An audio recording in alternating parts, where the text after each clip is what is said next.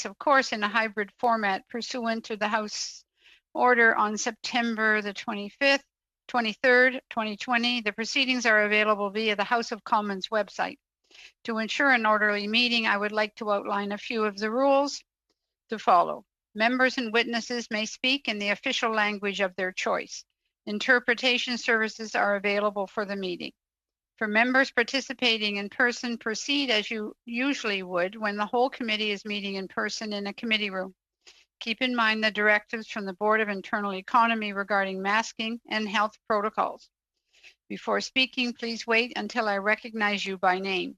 If you were on the video conference, please click on the microphone icon to unmute yourself.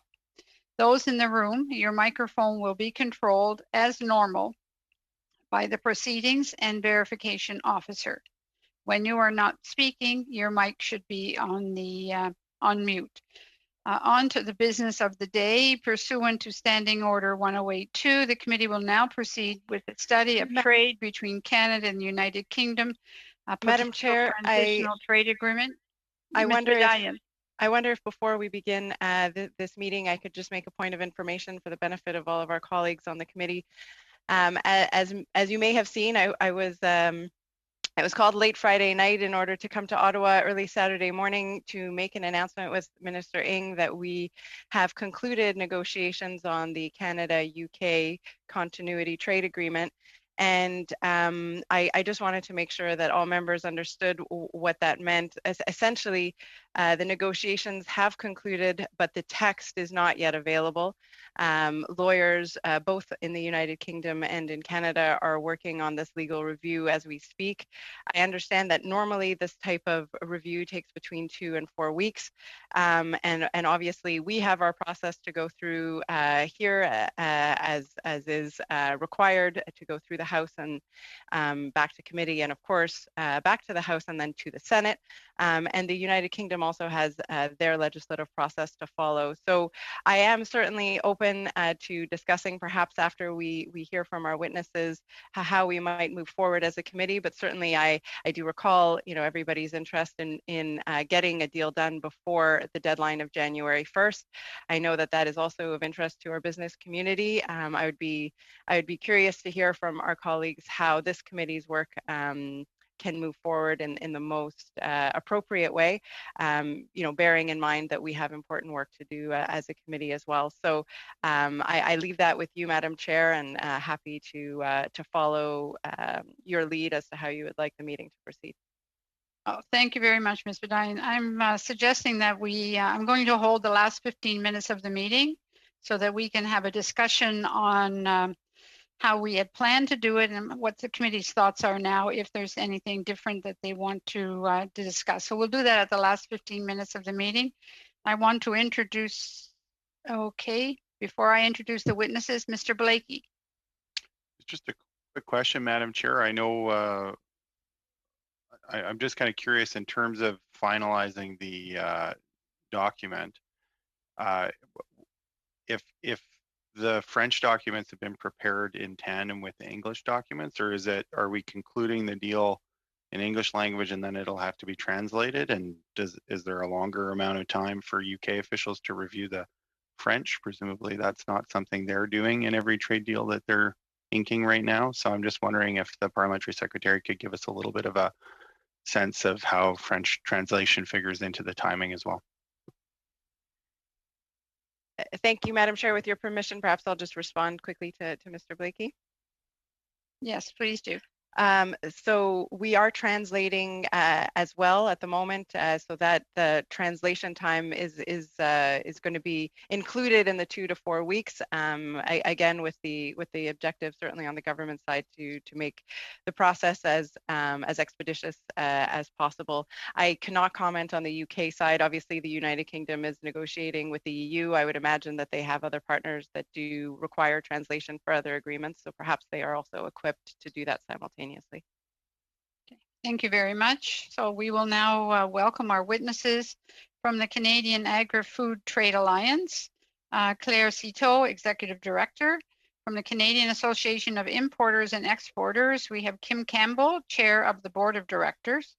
From Livingston International, we have Robert Klosner, Senior Vice President and General Counsel, and Candice Sider, Vice President of Government Relations. And from the Lobster Council of Canada, Jeff Irvine, Executive Director. I will turn the floor over to you, Ms. Ito, if you would like to lead off. Thank you. Thank you, Madam Chair, members of the committee. Thank you for the opportunity to present to you today. It's a pleasure to be back. As you know, CIIT is the voice of Canadian agri-food exporters, representing the 90% of farmers who depend on trade and the producers, food manufacturers who want to grow the economy through better access to international markets. This includes the beef, pork, meat, grains, cereals, pulses, soybeans, canola, as well as sugar, malt, and processed food industries. That's roughly 90% of what Canada exports in terms of ag and food, and about 1 million jobs across urban and rural communities in Canada. We are grateful for the opportunity to speak with committee members today about the recently announced interim trade agreement with the United Kingdom, amongst other issues affecting our trade with the rest of the world. What I would like to really imprint on the committee today is that Canada needs a permanent and meaningful trade agreement with the United Kingdom. As committee members will appreciate, the UK is one of our largest and long-standing trading partners in Europe. It is a high-value market and the highest value market for a number of Canadian agriculture and food products. Over the last 5 years, it absorbed, on average, at least a quarter of our total agri-food exports going to the EU 28. So it's a large market, the largest market for Canadian beef, wheat, the second largest for grains, the fourth market for pork, and an important market for processed foods, pulses, and sugar products, sugar-containing products, amongst others. It goes without saying that the UK finally leaving the EU customs union at the end of the year. With this, we cannot let the Brexit disruption disadvantage our exporters. Timing truly is of the essence. We cannot risk losing market share to our competitors, many of which are actively engaged in free trade negotiations, and others continue to negotiate free trade agreements with the UK. Although we have not seen the details of the text, we understand that the recently announced continuity agreement reflects CETA's negotiated outcome. This is an important first step to ensuring that exporters preserve the existing access and benefits that are already in place. The temporary certainty and stability a transitional agreement provides is welcome news for some of our members, and the reason we call on parliamentarians to work together and pass this agreement before the end of the year. However, for others, there remains a real fear that a transitional agreement will simply reinforce a situation that remains unacceptable under CETA due to the persistence of trade obstacles that continue to hinder our Canadian agri-food exports. This is why we're urging both parties to return to the negotiating table as soon as possible in order to reach a comprehensive pact that removes tariffs, non-tariff barriers, provides liberal rules of origin, and create a level playing field that will enable increased trade and deliver commercially viable two-way growth for agri-food. CAFTA remains concerned with the EU's unwillingness to remove trade obstacles, preventing Canada from reaching its full potential under CETA. And we are equally concerned with such obstacles being carried over to both a transitional deal and a future FTA between Canada and the UK. At the same time, a transitional agreement should not be the template for future bilateral negotiation during which CAFTA would seek more ambitious outcomes for agri-food exporters and the removal of technical barriers. Put simply, an interim trade agreement that preserves existing access and provides stability during a transition period is one thing. A real meaningful permanent trade agreement that provides ambitious outcomes and enables the sector to grow is another.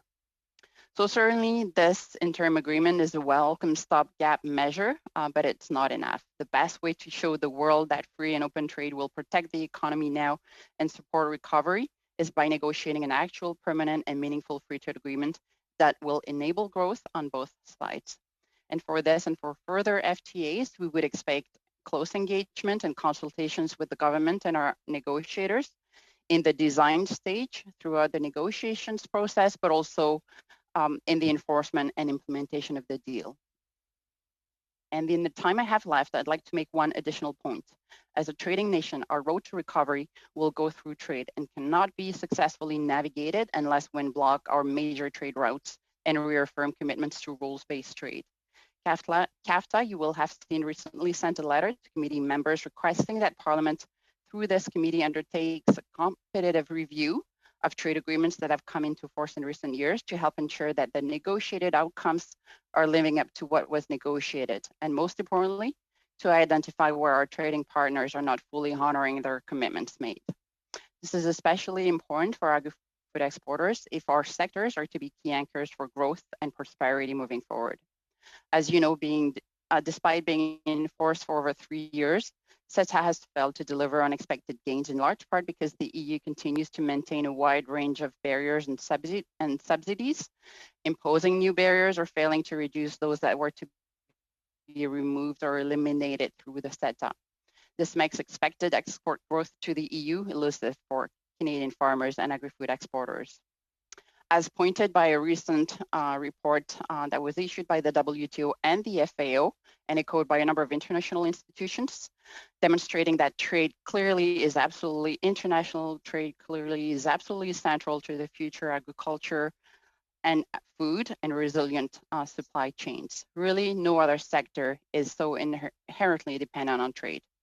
We've become an agri-food powerhouse in Canada precisely because we've specialized in making products that the world wants and needs. The global demand for agri-food presents an immense global growth opportunity for us, and we must be mindful that unless we're leading the pack, we're doomed to be left behind. Harnessing the power of our sector to support Canadians now and into the future will require proactive and collective effort to aggressively oppose protectionism and spend the political capital necessary to keep trade free and open. I look forward to your questions. Thank you.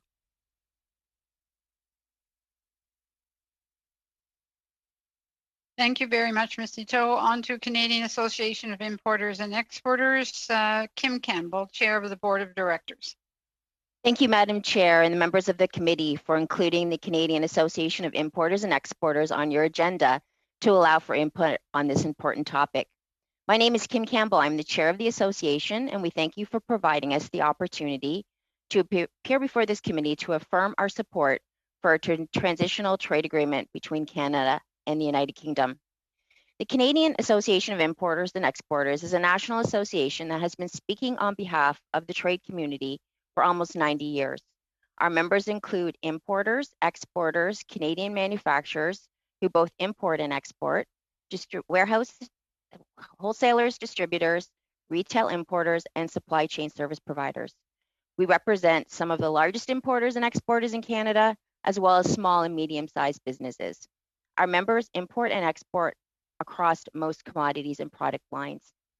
CIIT Canada endeavors to be a trusted facilitator between business and government to inform and influence outcomes of policy and real-world application for the movement of goods across Canada's international borders. The private sector needs transparency, predictability, and ease of use in all of their interactions with government, but really is more so at the border. The last few years have been very challenging for our members as two pillars have been shaken: transparency and predictability, that we now live in the era of trade wars. The COVID-19 pandemic has added another hardship to an already difficult environment.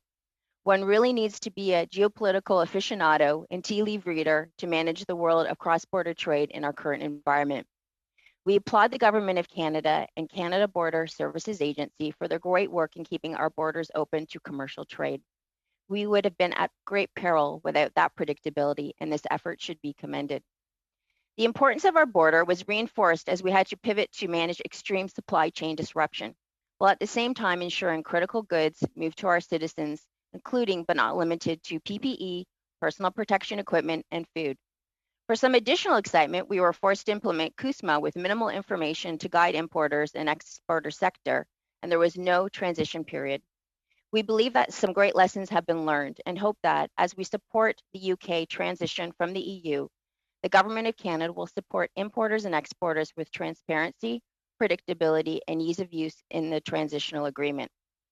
We would also like to take the opportunity to share our work on a path to a smart and secure commercial border.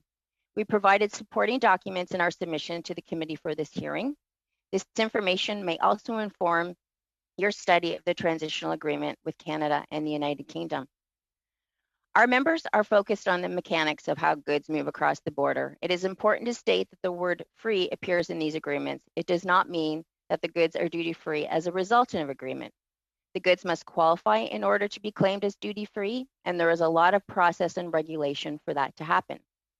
How one qualifies to claim no duty of their good is extremely complicated and confusing. Those of us who work in this space have a hard time keeping up, as each agreement has its own unique sets of rules and requirements. Each agreement also has its own form or format to certify the goods qualifying, and each commodity has its own rule.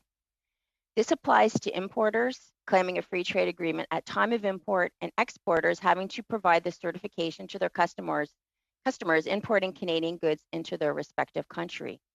It is important to emphasize many of these goods are required inputs to create the goods manufactured in Canada. This is not a one and done undertaking. These certifications need to be completed once a year and are specific to the individual part that a business would be importing or exporting. In addition, the regulator may come to you 4 years later and state they do not think you qualified and make you pay back all the duties and taxes. It is no wonder that small and medium-sized enterprises are not utilizing these agreements at the rate we hope to see. Our members are currently managing for the third time this year North American, NAFTA, or CUSMA certifications. For a majority, the bulk of this work occurs at the calendar year end. The uncertainty for these importers and exporters trading between Canada and the UK adds to the many burdens they already face. Cash flow is paramount to the survival of many businesses during this pandemic. Just the reinstatement of duties at the border of goods entering from the UK on January 1, 2021 might be the end of their existence. It will also impact their customers in the United Kingdom and will encourage them to look for lower cost alternatives. We respectfully submit the following recommendations as key elements for a transitional agreement. 1, allow the use of existing CIIT certification to substantiate free trade duty status. 2, adopt the same rules of origin and certification requirements that exist under CIIT. And 3, allow importers to certify goods during the transitional period if new documentation will be required. In summary, we fully support a transitional agreement between Canada and the United Kingdom and look to the Government of Canada to support business with transparency, predictability, and ease of use and cost and process. Thank you for allowing our members to participate in your study of a Canada-United Kingdom transitional trade agreement and the potential impacts to importers and exporters if not implemented. I look forward to answering any questions you may have. Thank you very much, Ms. Campbell. On to Mr. Klausner, Senior Vice President, General Counsel for Livingston International. Thank you. I'm actually going to ask Ms. Sider to begin on my behalf. Thank you. Good morning, Honorable Madam Chair and members of the committee. On behalf of myself and my colleague, Robert Klausner, we would like to thank you for the opportunity to speak with you today. To provide you with further context for our appearance, we'd like to state that our issues are related in a broad sense to Canada-UK trade, as they are related to any major cross-border trade relationship our country currently has.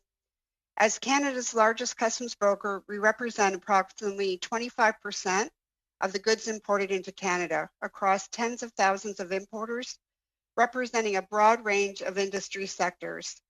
We employ over 2,000 Canadians across the country, and we have been supporting clients during the COVID-19 pandemic, keeping supply chains moving in the wake of this unprecedented global public health response. These imports are fundamental to our economy's ability to fulfill its full potential for export markets.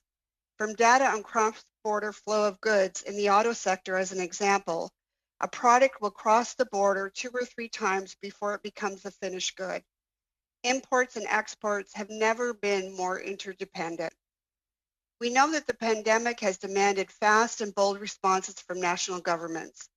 Livingston International extends our thanks to Canada's federal government for its significant economic relief efforts during the COVID-19 pandemic, given the difficult environment for businesses, communities, and Canadians in general. We also understand that all businesses must evolve to survive. Alongside this evolution incumbent on the private sector, we also believe government must become partners in developing flexible regulations that allow business to operate efficiently during these challenging times. I'd like to thank members of Parliament, Tracy Gray and others, for first raising our issue with Minister Ings during her appearance before committee. To further Ms. Gray's line of questioning, we believe we are uniquely positioned to provide insights for this committee on the unintended consequences of one key measure implemented to address this crisis. By ensuring the movement of goods across international borders, customs brokers firms play a critical role in maintaining access to foreign supply of goods, restarting and stimulating Canada's economy, and our challenges present a unique but critical perspective. Custom brokers are licensed by the federal government and can be considered government's original trusted traders. Through this pandemic and beyond, custom brokers have and will continue to be a value partner in the global supply chain, facilitating trade on behalf of importers and act as the conduit to Canada Border Services Agency, and in turn, Revenue Canada. For goods to clear customs at the time of release, the duties and taxes on the goods being imported are required to be paid at the time of clearance, or the importer must rely on a release prior to payment bond. As most importers of record do not have their own bond, they rely upon the bond of their customs broker to facilitate clearance in a timely manner. Custom brokers are required to invoice, collect, and remit significant outlays of duties and taxes on Canadian imports on behalf of the importer of record. And if the goods have been imported using the broker's bond, the risk of payment lies entirely with the broker. Robert will provide further details on our current position. Thank you. Thank you, Mrs. Sider. Honorable Madam Chair and members of the committee, many thanks in allowing us this opportunity to speak with you. On March 27th, the Department of Finance announced that businesses could defer customs duties and tax payments until the end of June. While the goal of increasing liquidity for Canadian businesses was commendable, it had a considerable impact on the brokerage industry. The deferral period placed Livingston and many of our fellow customs brokers at considerable risk. As of June 30th, there was a total of $751 million in duties and taxes owing on imports covered by Livingston's brokerage bond. Livingston paid the entire balance, notwithstanding that we had only been able to collect $680 million of the duties and taxes, resulting in an unprecedented draw on our credit line and in turn, a credit risk of $71 million. Additional unpaid importer duties and taxes continued to accrue during the following months. Through significant increased investment and effort, we have been able to reduce the overall outstanding balance on a year-to-date basis for duties and taxes to approximately $12 million as of November 11th.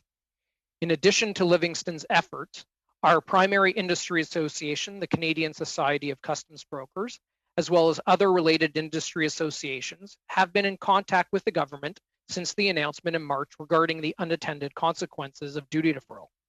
Our concerns are directly related to the material, cash flow, and credit risk burden that has been transferred to the brokerage industry.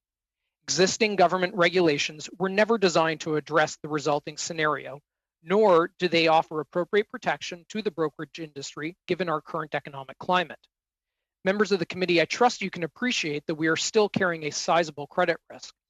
Furthermore, we expect that because of continued regulated closure of non-essential services and related economic impacts, the risk of non-collection of current or near-term unpaid duties and taxes has increased significantly.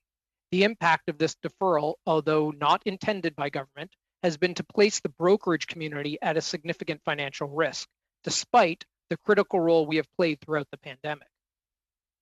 There has, prior to COVID, and continues to be, a tightening of the insurance and surety markets globally. This has resulted in an increased cost to obtain surety bonds or increased requirements for cash collateralization of bonds. As the cost and difficulty of obtaining surety bonds increases more, importers of record will rely on their brokers' bonds to have their goods released. This will result in increased cost and liability for customs brokers. With the introduction of the new CARM initiative, or CBSA's assessment and revenue management, all importers of records will eventually be required to obtain their own individual bonds.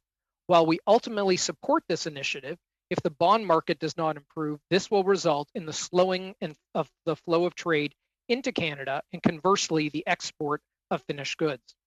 It is imperative that the brokerage industry remain viable to continue to facilitate trade on behalf of importers.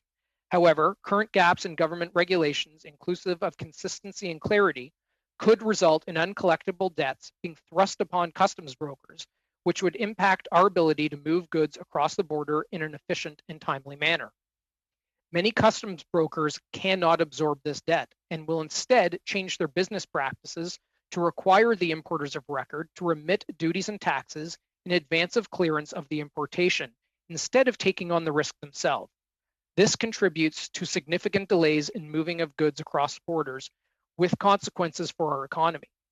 The United States is expected to pass legislation to partially address this issue.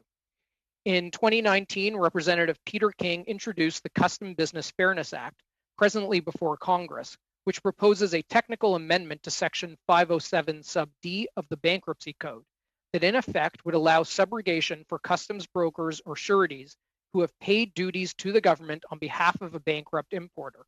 We need similar legislation in Canada. To address the issue of liability in the near and long term, we recommend the following actions by government in this budget cycle. 1, the commencement of discussions with Canada Border Security Agency and industry stakeholders on introducing legislation that protects customs brokers in the event of importer bankruptcy. The aim of the new legislation would be to extend protection to brokers who front payment of duties and taxes in good faith on behalf of importers, thus reducing the significant liability for unsecured claims. Number 2, a framework to allow brokers to withhold payment on bad debts. The Receiver General has vast statutory powers in the event of an importer of records bankruptcy and could provide a mechanism where brokers were eligible to file a claim for reimbursement of duties and taxes remitted on behalf of an importer of record where they are unable to collect on that debt. And 3, the creation of a consistent strategy and transparent policy to deal with importers of records defaults is critical. Currently, we have been advised that matters will be dealt with on a case-by-case basis, creating uncertainty and instability for importers and customs brokers, hindering their ability to operate effectively. I will stop there and allow time for your questions. Thank you once again for providing us with this opportunity to speak with you today. Thank you very much, Mr. Klosner. On to Mr. Vine, Executive Director, Lobster Council of Canada. Well, thank you very much, Madam Chair, and members of the committee. Really appreciate you having us here today, and greetings from the East Coast. The Lobster Council of Canada is the only table that represents the entire lobster value chain, so we're quite unique in that respect.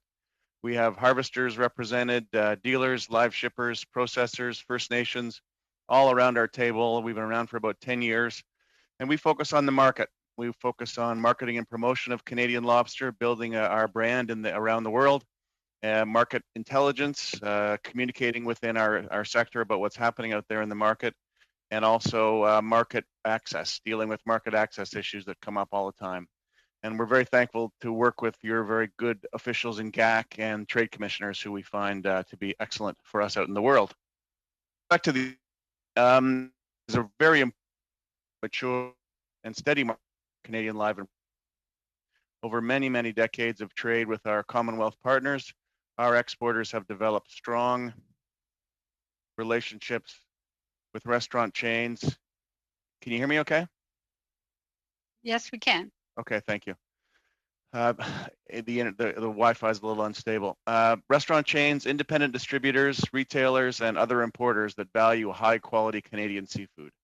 Our exporters have developed really strong and important brand recognition in live lobster, processed lobster, and value-added specialty products in the UK.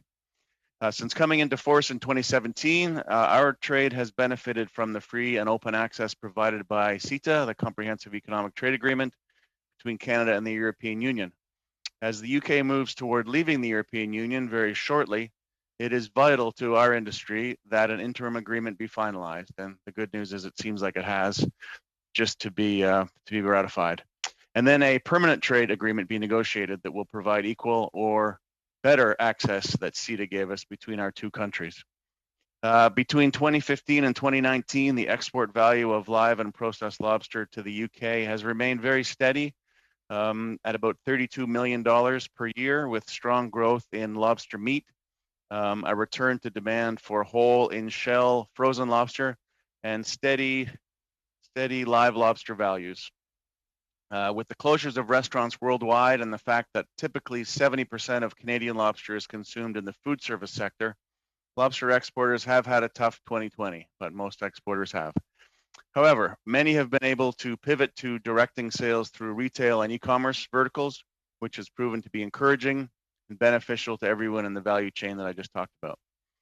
This change in market focus, a significant drop in market demand due to the pandemic, and price decreases on the shore and in the market has dramatically impacted the export value of lobster products to every market. And the UK is no exception. Lobster export value for the 9-month period to the end of September 2020 was down 52% from the same period in 2019. For our live lobster shippers, the pandemic has also impacted air freight options. We take our product to market by plane for live lobster, container for frozen. Major air carriers have canceled their flights due to lack of passengers, and our major competitor, the US, currently enjoys better air freight options and a shorter transit time to Europe. The benefits of the CITA agreement have helped our live shippers overcome this freight and time to market challenge, and we would not want to go backward with a lapse in tariff-free access.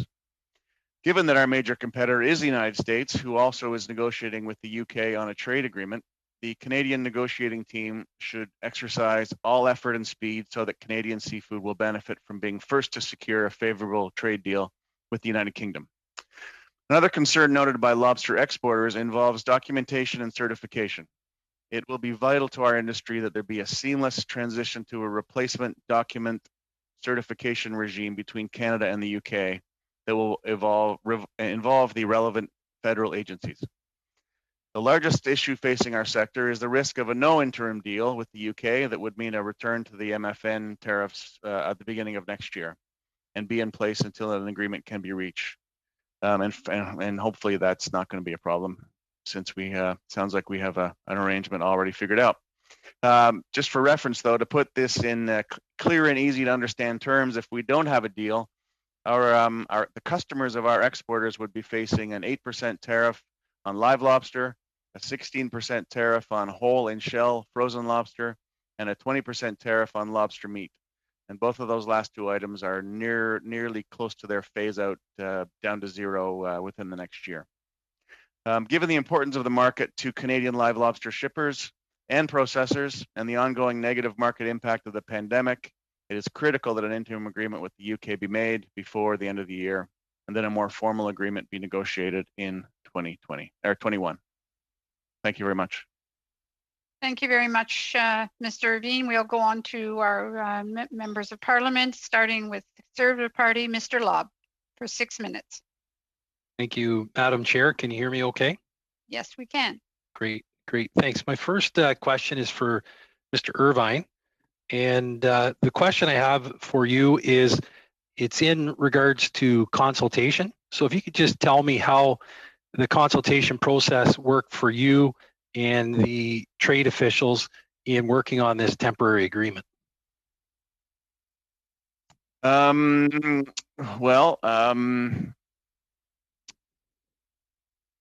Frankly, I wasn't aware of the agreement until last week, until learning that it was close to being finished. But we're in touch with officials at GAC all the time about a measure of all kinds of different issues. I reached out to many of my members last week to ask them about the impact of a non-agreement, and they were very clear that wasn't an option given the importance to many of them of the UK in their business. So okay. Yeah. So it doesn't sound like there was too much at this time. Have you been given along the way in the negotiating process any opportunity to advocate for the tariffs, or is that just understood? And with this temporary agreement that was announced on Saturday, do you know what the tariffs will be with that temporary agreement? What I'm told and what I've seen in the news release is that it's a rollover of the CIIT tariffs for lobster. So they will be the same as they would have been had the UK stayed inside the European Union. So very close to zero for all those items. Okay. And no, we weren't informed going through the negotiations, but I think it's clear that staying the same place we were is really important for our sector. Yeah, I can agree with that.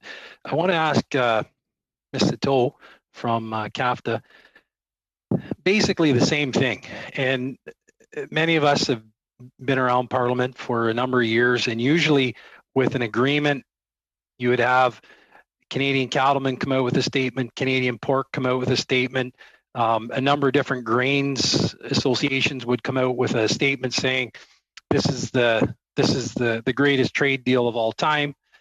And I've checked everywhere and there's nothing. So I just wondered if you could first give me your thoughts on the consultation process with your organization and your members inside.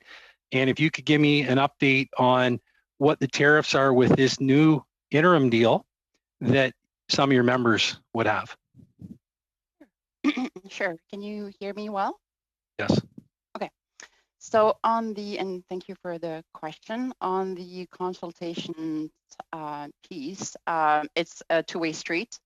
We are closely engaged. This negotiation and others we monitor and follow very closely. We've had conversations with the negotiators and minister's office as well. Even though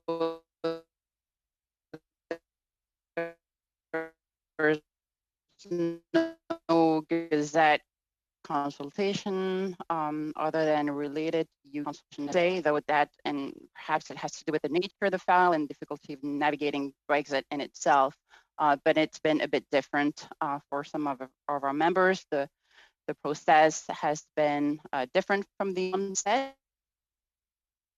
For some of them, it was a bit harder to follow than in previous FTA negotiations. So we had to pull them in. Ms. Sito, but that's the role that CAFTA plays. Ms. Sito, could you just hold for a second? We have a problem with the translation. Could you just hold on for a second?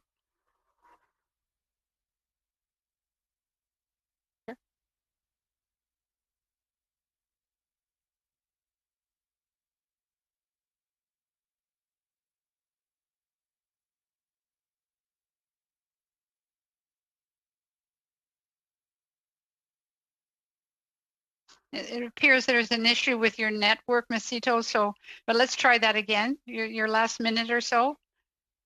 Okay, so on consultation, I was saying that it's a two-way street. No. We've been closely engaged with both negotiators as well as minister's office. And that, okay.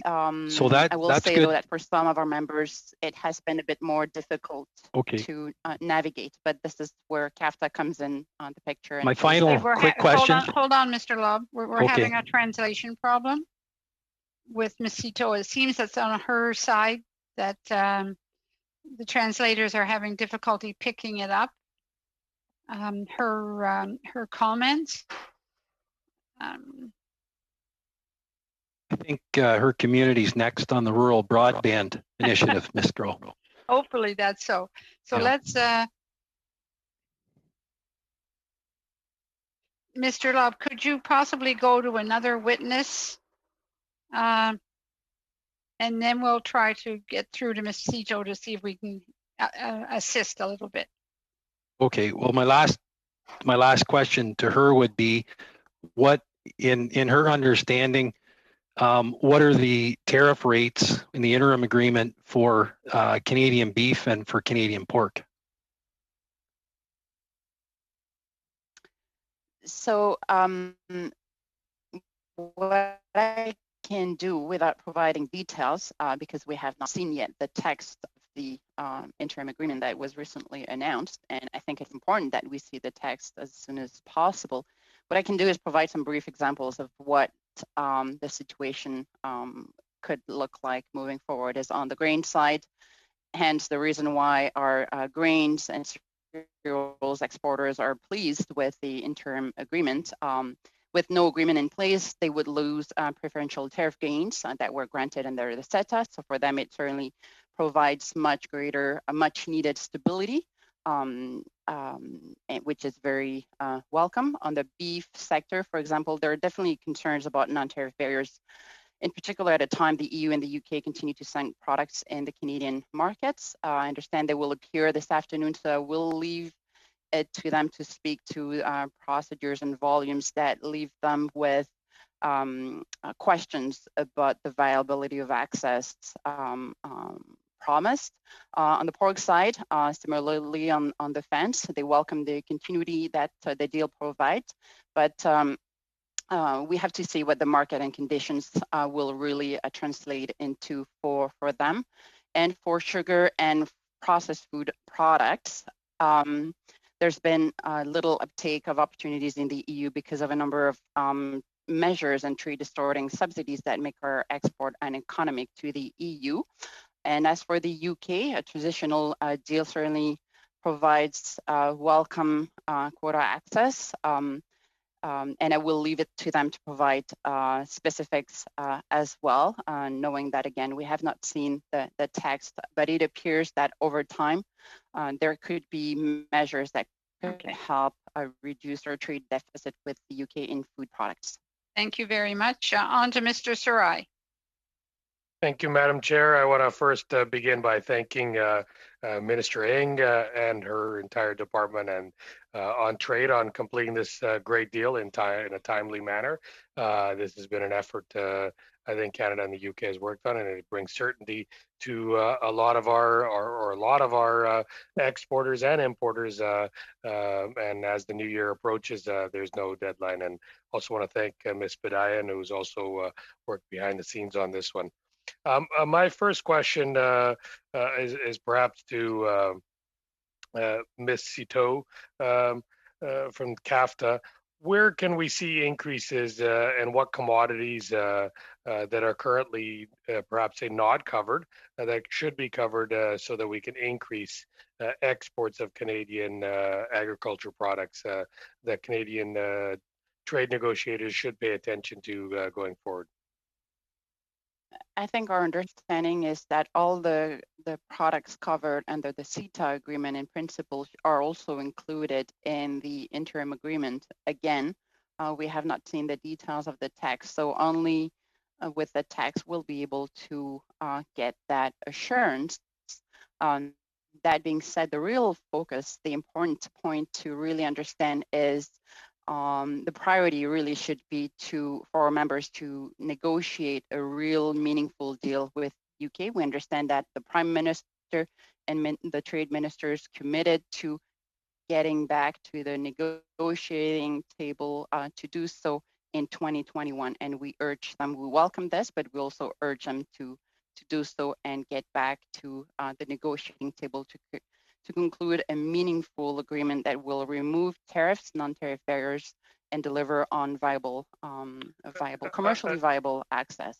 Ms. Citeau, I understand that. I'm trying to figure out which commodities or areas that need more improvement past what was in CETA or is currently probably in the transitional agreement.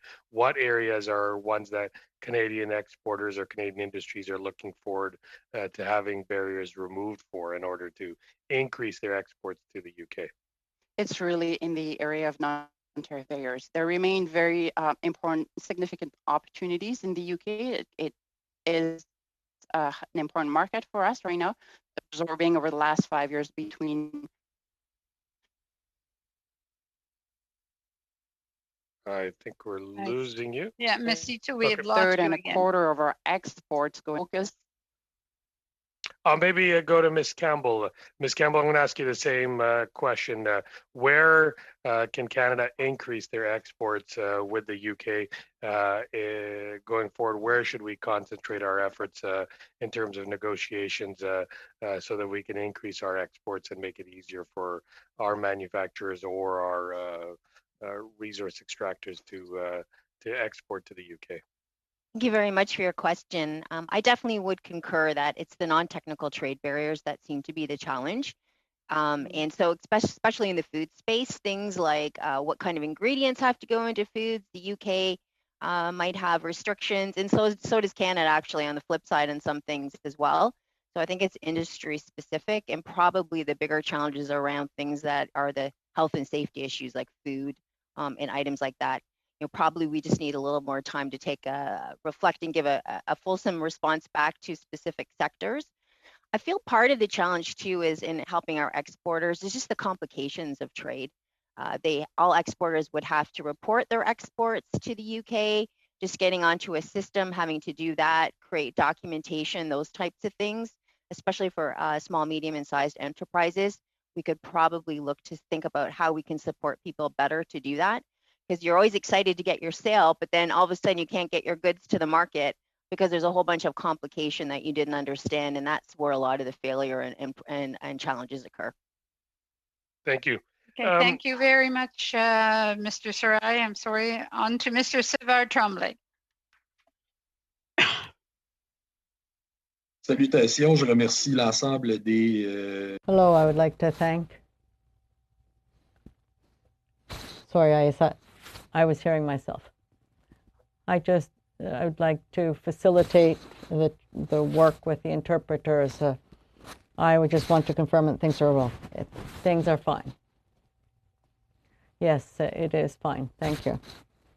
So I would like to ask you to answer by either yes or no. What we have received is a document to reassure us that more or less what would be in this agreement, but it really doesn't go into detail. Several of you have spoken about whether or not this agreement was good, which would mean you must have more information. So the question is, whether do you have information with respect to content? So just if you could answer yes or no, I have other questions. It is Kim Campbell. I can answer no. Yeah, it's Jeff Irvin, no details. Mr. Klosner? No. And Ms. Cito? We've had negotiations with discussions with the negotiators. We have not seen the text. There's been, what I'd like to emphasize is that there's been a number of best practices that have worked well in the past, and are recognizing that negotiators are working under tight timelines. It's important to maintain those best practices, and we look forward to continuing to work with them closely in the future.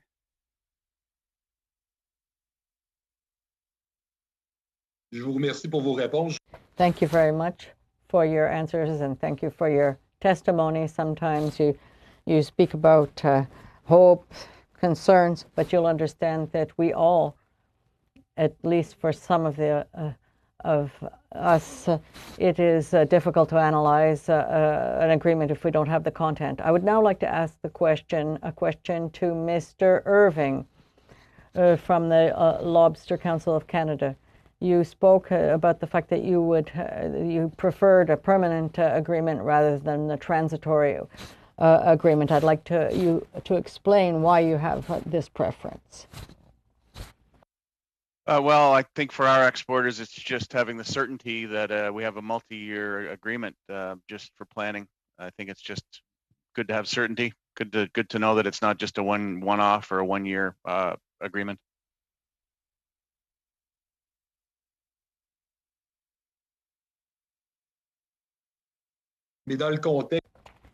In the context, I can understand that a transitional agreement may be simpler to set up, but I do understand that you really support this, that there is a transitional agreement in the short term. Oh, absolutely. From our understanding, a rollover was the way to go for the transitional period, and then the parties will negotiate a more formal agreement over time. Yes. Parfait.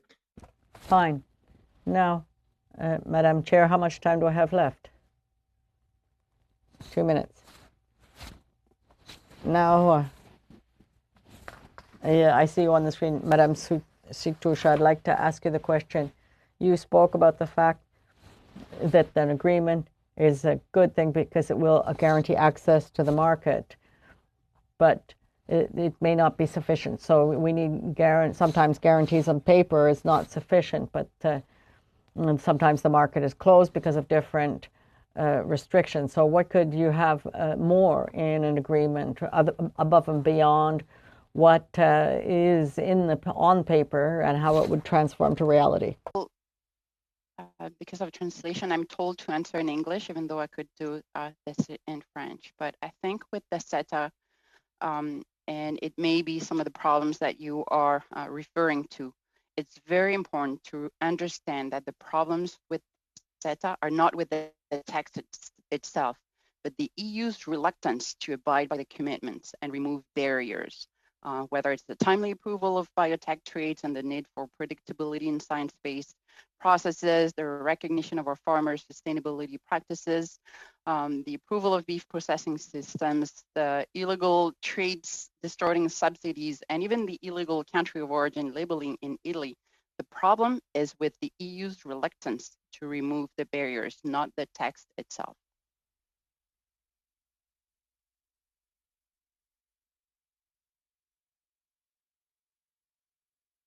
Donc, le texte en lui. So the text in itself could not be more precise or clarify certain aspects or some parts that are less clear above and beyond guaranteed access. Alluding to whether or not we would copy and paste simply what was in the CETA over to the UK, I think I would defer to our members and the negotiators once they get to concluding a full, comprehensive and ambitious free trade agreement, which is part of the reason why we need to have those conversations, and we need to get to a point that will really address our barriers, the barriers that we have in Europe. You will have seen that our beef exporters have commented on the concerns they have with respect to replicating the issues in the UK. So, and this is exactly what we're commenting on today as well. There's great obstacles. Thank you very much, encountered Ms. in the EU, Tito. also happening with the UK. Thank you very much. On to Mr. Blakey. Merci.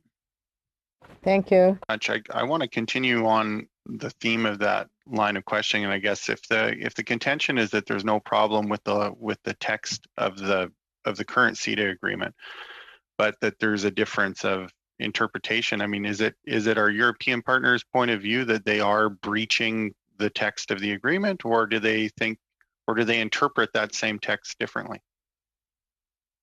I will leave it to them to answer that specific question, but I want to point to the fact that late October, the Prime Minister, we understand, raised some of our issues with his counterparts as part of the EU-Canada Summit.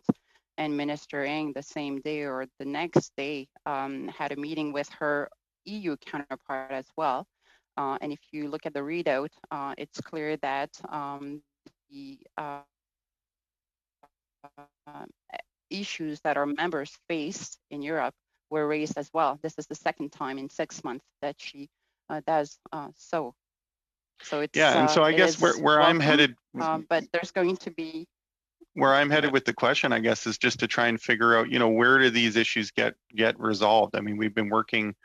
The Canadian government has been working to try and satisfy Canadian cattle producers that they're getting the access that was promised under CITA for a couple of years now. That's not coming. So I mean, wouldn't the resolution actually properly occur at the negotiating table?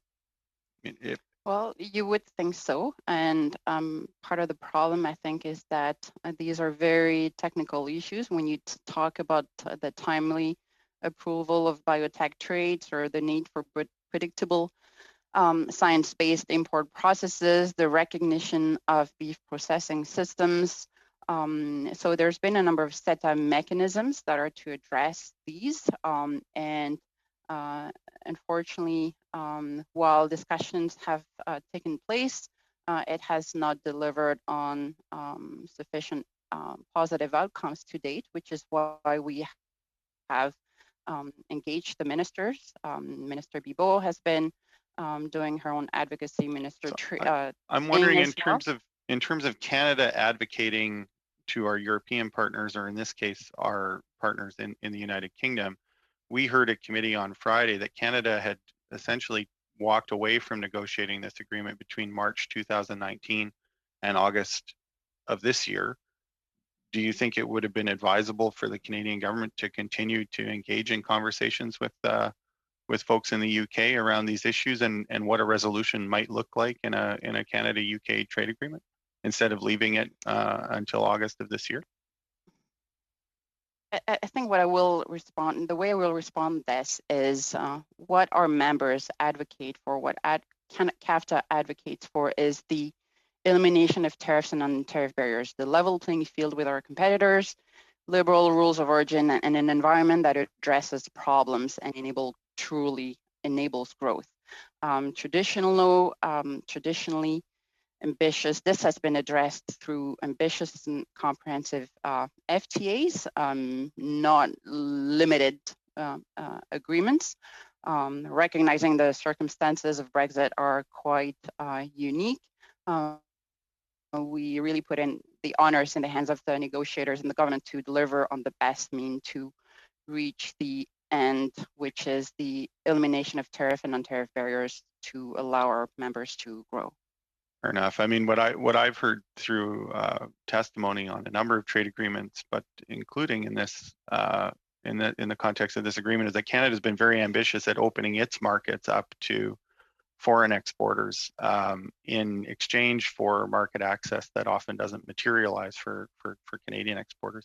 I do want to ask to all of our witnesses, we've heard all of them talk to the nature of this as a transitional agreement and the importance of ironing out other details in a permanent agreement. But we heard on Friday that there is no end date on this agreement. There is no expiration date, which means Canada will have no leverage in getting our UK partners back to the negotiating table. I'm wondering if each of our witnesses could just tell us very briefly, because I'm running out of time, whether they support having some kind of sunset clause in the transitional agreement, whether it's a 2-year or a 5-year sunset clause, but just some kind of date that would require both parties to come back to the negotiating table. We can start with Ms. Citeau and then go through the witnesses.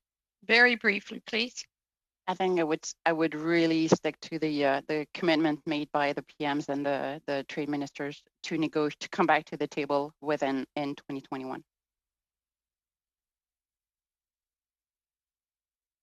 Campbell? Although it would make sense to have a hard down, I have to be honest, the last year or so around these trade agreements have wreaked havoc on importers. So depending on the clarity of the text, I can tell you we went into CUSMA weeks before with no regulations, no clarity about what the documentation was. So for that reason, I'm a little hesitant to say have a hard down. I think as long as there's predictability, transparency, and ease of use for business, I could concur to that. But just in the last year, we didn't get that, and then we careened into having to implement CUSMA in a very difficult way. Mm-hmm. Mr. Klausner, just quickly, please. Yeah, similar to Ms. Campbell, I would think predictability is the vital element here. So I think the more predictability, the better. And so I would be supportive of a drop dead date that would give that predictability. Okay, Mr. Irving? No, agree. Predictability. Okay, thank you all. That makes sense. Thank you all very much. On to Mr. Abataf. Thanks for all witnesses, and good morning, good afternoon, whatever you exist. In a way, the question is, we heard last week from the department, from the government, about a transitional agreement that is almost a replica of the CETA agreement. But we don't know what kind of replica that was. And I also heard actually personally from the industry, in specific the beef industry, the dairy producers, as well as the canola and wheat industries. They all have concerns over the existing CETA. To you, Ms. Cito, do you believe, since you had little consultation, or you've been through a little consultation with the government or with the department on this new transitional agreement, do you believe that we are to carry the same problems from the CETA to this agreement? And if you to be specific, I would like to hear your comment on the canola, the beef, and the dairy producers.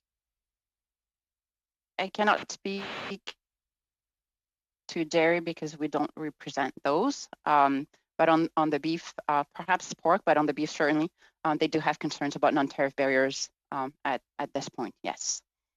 And what about the canola? Canola has not flagged any particular issues on the UK front, and they have their own set of issues with respect to the access to the EU 27 at this point, notably on the need to have their farmers' sustainability practices recognized amongst others. So we have to see what will transpire with respect to the UK market. So you don't have any idea whether this is going to be the same problem that the industry would face, or is going to be resolved based on the consultation that you've gone through? Not at this point, no. What about the beef producer? We know that in the CETA, there's a primary producers have at their cost a certified veterinarian come to audit the farm and the feedlot. Do you believe that this also is carrying through to this new agreement?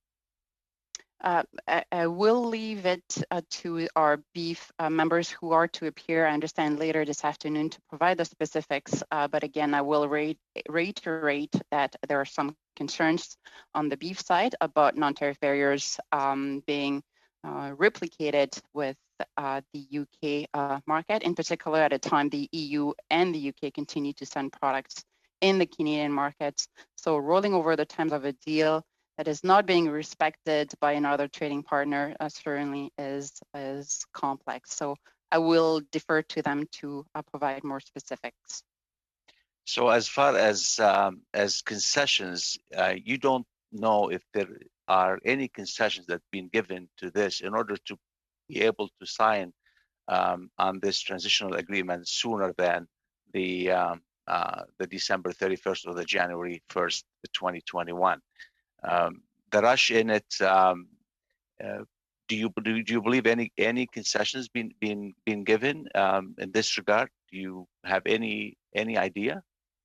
No. And on the sunset clause, like if we're to assess this agreement and we look at the UK, if the UK is very comfortable with this agreement, it could take year 2, 3, 4, whatever before we see a final agreement that we would like all to see.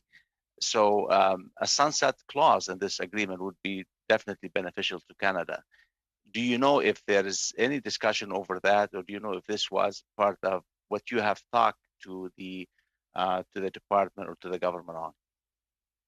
It certainly has not come up in those terms, and because we are under confidentiality agreements, I will not comment on this, but I will echo those remarks that have been made earlier on the sunset clause, speaking about the importance of stability and predictability of trade. Reminding the committee, though, that we are not describing this interim agreement as duty-free access or a symbol of free and open trade. Much work remains ahead to get real access for our Canadian agri-food exporters. So if we're to understand correctly, if I to understand correctly from what you're saying, that the government hasn't gave you any details or any confirmation on the timelines whatsoever, whether regarding to signing this agreement or whether regarding to a sunset or any other conditions that could be of a protection to our future negotiation. What we understand is that there are commitments and we heard leaders speak to that. There are commitments to return to the negotiating table. What further details may be in the text, we have yet to see. Overall, on the consultations, though, we've been engaged. We never see any of the text. And remember that this has happened in a very short amount of time over recent weeks and months. So it has been difficult for some of our members to really grasp from the onset what was happening. We had to pull them in. We remain closely engaged with the negotiators, and we look forward to continuing to work very closely with them in the future. This is very important. It's a two-way street. They negotiate with the policy framework, but our members bring the market, the industry perspective. So this is what some of the discussions are more focused about, rather than the sunset clause per se, which I spoke about earlier. Thank you very much. On to Mr. Raya for 5 minutes. Thank you, Madam Chair. My question is to Ms. Campbell of Canadian Association of Importers and Exporters. Ms. Campbell, you mentioned the two key things, transparency and predictability. Is there something specific in either the CETA agreement or in the new transitional agreement in the UK that you'd like to highlight, which may be different from, say, the predictability and transparency issues related to CUSMA? Thank you very much for that great question. I think that for us, because we're so close to a drop dead date here, that our request was and our recommendation was to adopt the existing way that you qualify for duty-free status at the border, because that's the additional complication. When goods come across, you actually have to qualify, and there's a whole bunch of rigor in terms of a document that you actually have to give to the customs officials. So with very few weeks to go, we have zero understanding of what that requirement would be. So that's why we're asking for continuity of the existing CETA framework. What we learned with CUSMA, we only had a couple weeks to have to come up with certification with no guidance. So we had to kind of go through the text, figure it out on our own, take our best guess, and go. I know these are what I can consider as heating problems. Once they settle down, once CUSMA, I think, is almost settled down, once this transitional agreement gets settled down, are there any transparency or predictability issues you are seeing? Only that how the regulator then deals with them after the fact from an importer and exporter perspective, I would say. Okay, thank you. And amongst your members, if I'm not wrong, majority of them or majority of the trade is within North America. What is that your organization is doing to look beyond North America for exports from Canada? That's a very fair statement, and I think that would be applicable to any of our business. As you know, we're very still trade heavily with the North American space. I feel like a lot of times we follow the markets where our importers want to go, ease of use. We again have lost a lot of transparency and predictability over the last year, where all of a sudden exporters are not getting their goods through. So that's where the geopolitical tea leaf reader part comes in as well, is just trying to understand what's going on in the world and looking for markets where there's more predictability and won't be any surprises. Does that make sense? And how is your organization working with, say, trade commissioners in different parts of the world? We have signed so many new agreements. I think we have had enough free trade agreements signed. Now, don't you think that it is the time to focus on how we can leverage those agreements into exporting more from Canada? That's a really great point. I have to be honest with you, our association probably could do better in partnering with that great network. We find, though, really still the complication is in the technical pieces of this stuff. So you're right, that would be a very smart way for us, not only as an association, but to partner with the government as well and look at these trade agreements and then figure out why people aren't getting into the markets. Thank you. My next question is to Ms. Cito of the CAFTA. You did mention the non-tariff barriers and subsidies as an issue for Canadian exporters to European Union. I know that this thing, the non-tariff barriers, is a factor in so many trade agreements. We know that when you want to export to, say, to a country like India or South Korea or Japan, we always find these non-tariff barriers. Is there anything specific to European Union or the UK that you need us to look into further? Well, thank you for the question. And absolutely, we have encouraged the committee to do a competitiveness study of Canada's recently free trade agreements, namely the CETA and the CPTPP, in large part to identify opportunities where we're not maximizing the agreement. And certainly the non-tariff barriers with respect to the CETA is a key piece of that. So we would really encourage the committee, Parliament as a whole, but the committee to start this study to review where free trade agreements are not being honored by trading partners. And this is really especially important if our food sector is to continue to feed Canadians here, but families around the world as well, and deliver on growth opportunities across the country. So non-tariff barriers in the CETA context with respect to the EU, but perhaps I can take this opportunity to also flag the fact that the EU is not the only country that is using non-tariff barriers to block access of agri-food exports, agri-food trade. Peru, Colombia, a number of countries, Vietnam, around the world, there isn't a week that goes by where our members are not faced by non-tariff barriers. So this is really a creeping problem. Tariffs come down, but non-tariff barriers come up when we have free trade agreements. Thank you very much, Ms. Tito. On to Mr. Savard Tremblay for 2.5 minutes. Thank you, Madam Chair. I would like to ask Mr. Closer, Madame Sider from Livingston International, given the action that you have brought forward as a group, what are the main advantages that would we be able to have for this access to market?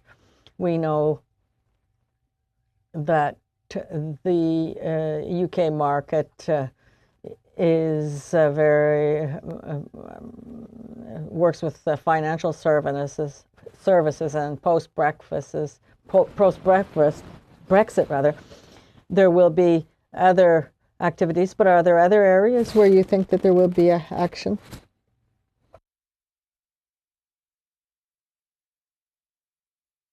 Thank you for that question. It's an interesting time in our industry and really our world growth in the economy in terms of, again, I want to reiterate predictability and stability in our environment, especially as we move through COVID. Some of the challenges will definitely be as we adapt to this new agreement. The devil's in the details, kind of the details and how we manage that and implement for the future. I mean, exporting for Canada and trade relationships are critical for our growth and for our economy and stabilizing the economy. So in our particular industry, we deal with importers and exporters every day that are looking at new sources and opportunities to go to new and emerging markets to do business. So the financial complexity of that, again, depending upon if goods are duty-free or if they're dutiable, does in fact carry some level of risk for those importers and exporters, and as well as brokers that are facilitating trade.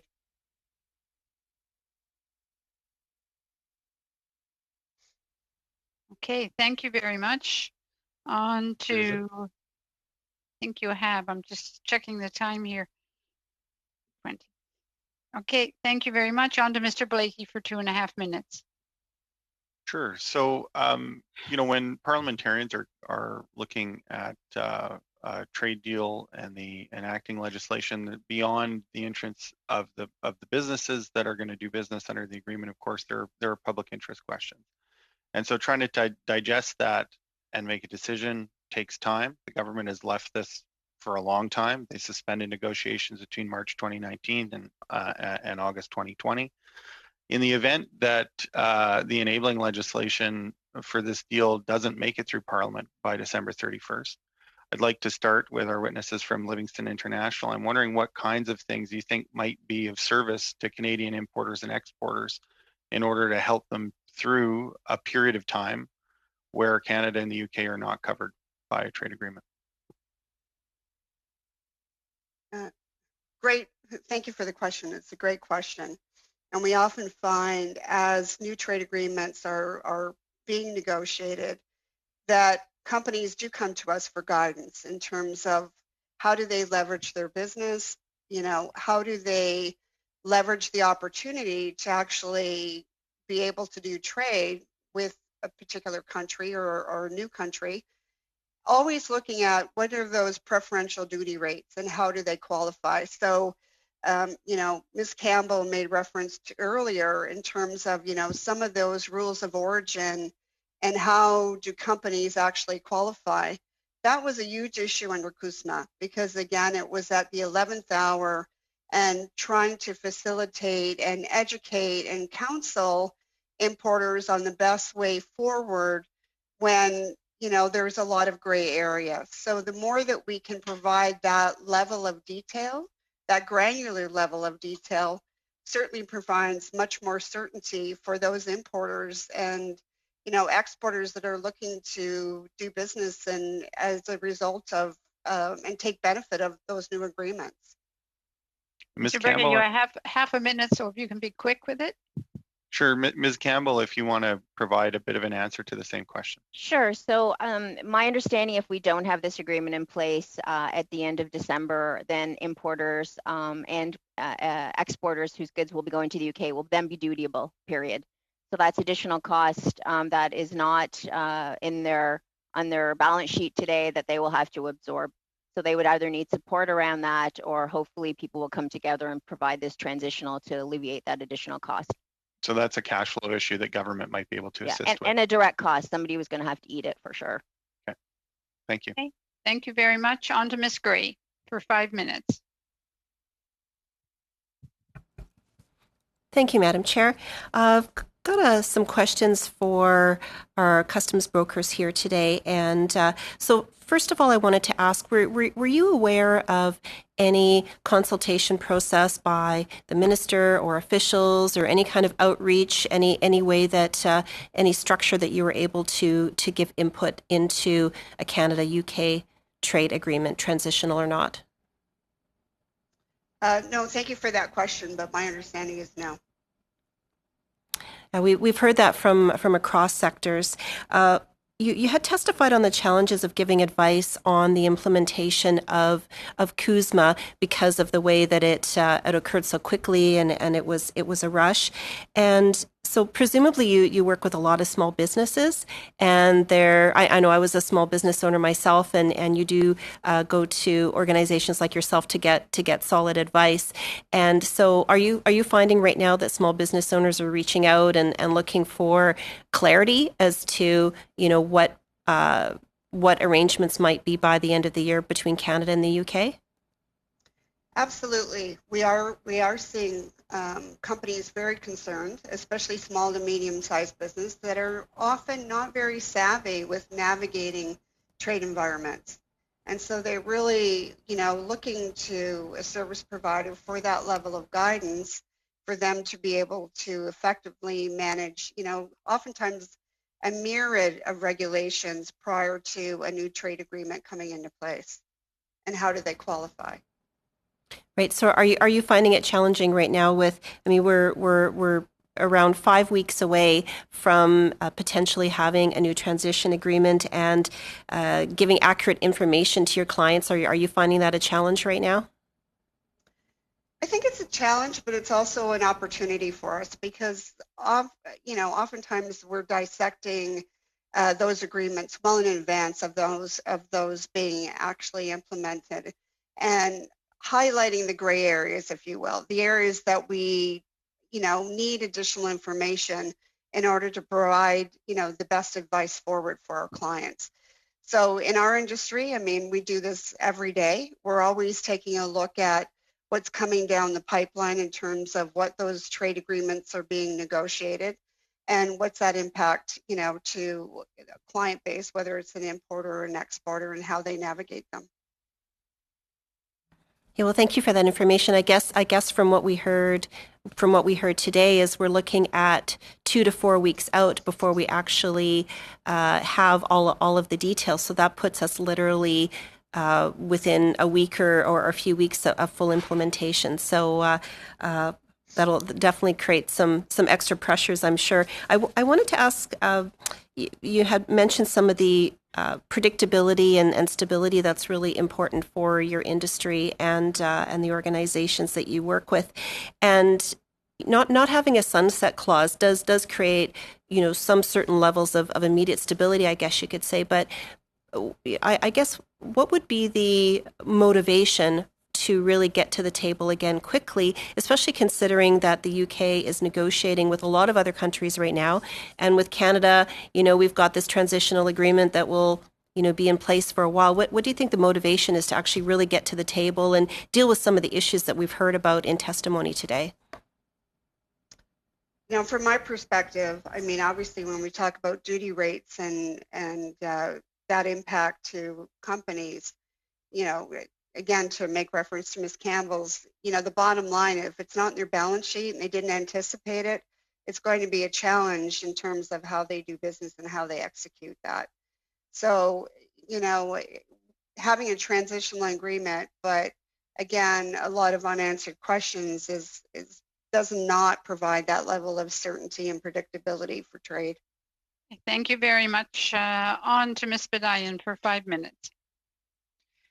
Thank you, Madam Chair. And I guess just picking up on that conversation regarding a sunset clause, I just want to make sure that everybody is clear about what that is.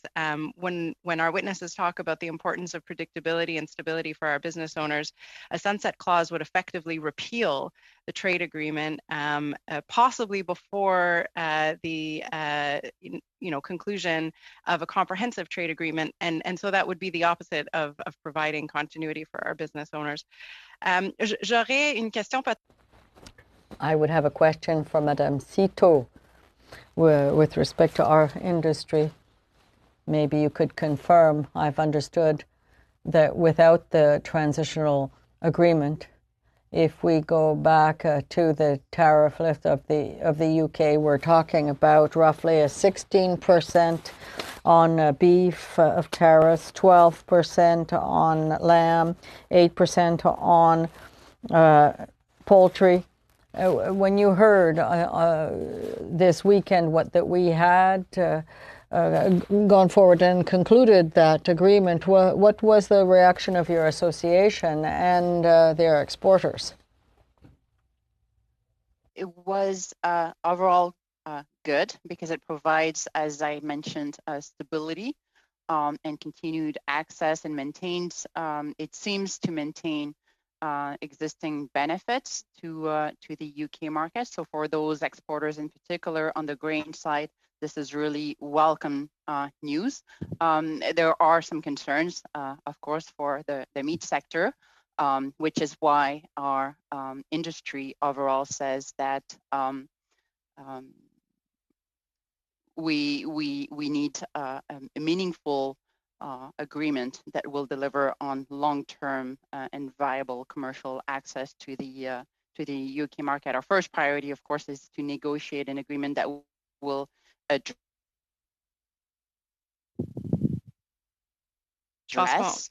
all of the barriers that we have with the UK. This does address the stability issues for a lot of actors, but it doesn't get to the finish line. So we are Merci, we're not fully there yet. Thank you very much, Madame CIIT. And I think you mentioned it earlier, but I can confirm that there will be a commitment within the agreement to come back to the negotiating table to be able to negotiate an agreement that will be a comprehensive agreement in 2024 with the UK. If I could ask you in terms of commitment, if you could please file documents with the committee, that way we'll be able to prepare ourselves. We would like the quantities of exports of products that would be subject to tariffs by the UK, if that's possible to do so. Same question. If it would be possible for you to file with the committee documents, detailing the quantities of for example, you mentioned an 8% tariff would apply on live lobster. I think you mentioned 16% for whole frozen lobsters and 20% for lobster meat. If we could just have an understanding as a committee of the quantities of those exports, so that we could prepare for any eventuality, Mr. Irvine, that would certainly be appreciated. Absolutely. Thank you very much. And perhaps as a final question to both Mr. Irvine and Madame CIIT, I would ask, were you involved in what I believe was approximately 7 years of negotiations and extensive consultations with respect to the conclusion of CITA? We had heard from Mr. Verhoel, which is our chief negotiator at the time, that Canadian stakeholders, and in particular our exporters in the agriculture sector, including seafood and meat, were very much involved and in fact briefed on a daily basis towards the end of those negotiations. Is that accurate? Yes. Very much so. Thank you very much. Thank you all very much. On to Mr. Hoback for 5 minutes. Of course, they would have been consulted. The Conservatives started that process, and we set up a really good communication plan for them to be consulted and to be part of it. So I'm not surprised to hear those answers. I'm just curious, though, under consultations in 2017, 2018, when they gazetted the fact that they're going to do an agreement with the UK, and then in 2019, when they decided to pull out of it, did they consult with you before they pulled out of it? Let's start with you, Ms. Campbell, and then we'll move on to Ms. CIIT. No, we were not consulted, our association. Ms. CIIT, were you consulted? From our understanding, there was no Gazette notice on a transitional agreement or an FTA with the UK. The Gazette notice, from our perspective, with respect to the UK's WTO commitments. So different. But we did have one-on-one consultations and engagements with negotiators. Okay, with negotiators. Not through the Gazette process. But okay, we had engagement. Okay, and then when they said, hey, we're not going to continue on with our negotiations with the UK, did they tell you that before they did it, or they just did it? We were engaged throughout, and our message has so you knew about it beforehand? I can't. If the negotiator came to you, Ms. CIIT, and said, hey, can't recall. Okay, that's fair enough. I'll leave it at that. Mm-hmm. In the lobster sector, I know the Halifax airport, for example, was having struggling shipping lobsters into the UK, into Europe, because of just the traffic there. What is the real opportunity lost if we don't see this all come back? See what come back? The airline traffic and that whole aspect of it. Well, we'll have to find other ways to get to market, or we'll have to sell to other markets. Okay. We've seen a real dramatic change to air traffic to Europe, but to Asia, it has been very good. So we're selling a lot more lobster to China because we can get there. Okay, fair enough. Yeah. Ms. Campbell, you talked about the implementation, and you talked about CUSMA implementation. And under CUSMA, you actually had an implementation period. You actually had some adaptation to go forward and make some adjustments at the border, even though it wasn't long enough, but you did have some. Under this agreement, we don't even have a parliamentary approval deadline in place that we can possibly meet, December 31st. So they haven't given us any time to even pass this. We haven't even seen it yet. Yet they're going to tell you on December 31st to go ahead and ship away. Now, from a shipper's point of view, what paperwork do I fill out on January 1st that meets the requirements in the UK? Unless we have a transitional agreement that outlines that or some kind of interim directive, I have no idea. And any sense when you're going to get an idea what this looks like? No. Have they consulted with you on what you require for in that paperwork? The only thing I can say is reading the tea leaves again through some of the press releases, it does sound like it was going to be an adaptation of CIIT, but not a cut and paste, which of course for somebody that likes predictability and transparency, that is not making us 100% comfortable. But in many ways, we would hope that our government of Canada would be working on behalf of business to make sure we're going to be okay. But at this point, we don't know that for a fact. You have no clue, no way of knowing. Now, cut and paste sounds, okay, that's simple. It's EU, we should be the same, but it isn't the same. It's the UK. The UK has its own interesting dynamics that are different than the EU. So to say an EU form now works in the UK, is that fair to say would be the smartest thing to do? Well, only because of the time frame, that would be maybe part of the consideration for the transition. But you're right. Just knowing how these things work, it doesn't make sense. It will be exactly the same. It will have to have its own unique form or format at some point. Okay, so then this goes back to the negotiations. Then, what are the must-haves? What do we have to see in the transition agreement that needs to be effective so that we can continue on? And what kind of time frame do you need them delivered to you so that you can actually adapt to these new time frames? Well, I guess in our submission, depending on what the decision is, obviously the preferred path at this point was to be able to use exactly what we have today, because it would be almost impossible at this point to go back to exporters to have these forms changed. And then the other alternate we've offered is if that's not feasible, then allow importers to actually do the certification based on what they have today. That was an addition in the CUSMA agreement that honestly, if we didn't have that, I'm not sure what would have happened on July 1st.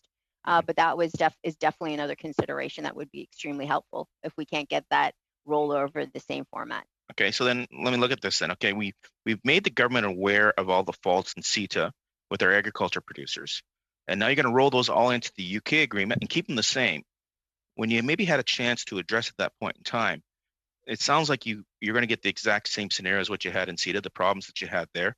So what is there for the UK government to come back to us and say, yeah, let's renegotiate the agreement. Yeah, let's finalize it. Or is it more accurate to say, this is the agreement?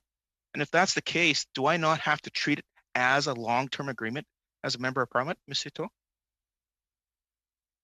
Certainly, we need to have some leverage to bring the UK back to the negotiating table, either on a bilateral basis or through the CPTPP framework, and a mean to get to address those non-tariff barriers in a meaningful way. You know, CPT. Sorry, Mr. Hoback, you've run out of time. What? Yeah, I'm sorry about that. Mr. Sheehan. Thank you very much, Madam Chair, and thank you very much to our presenters. And I wanted to echo my congratulations to the Parliamentary Secretary and the Minister for International Trade on the announcement this past weekend.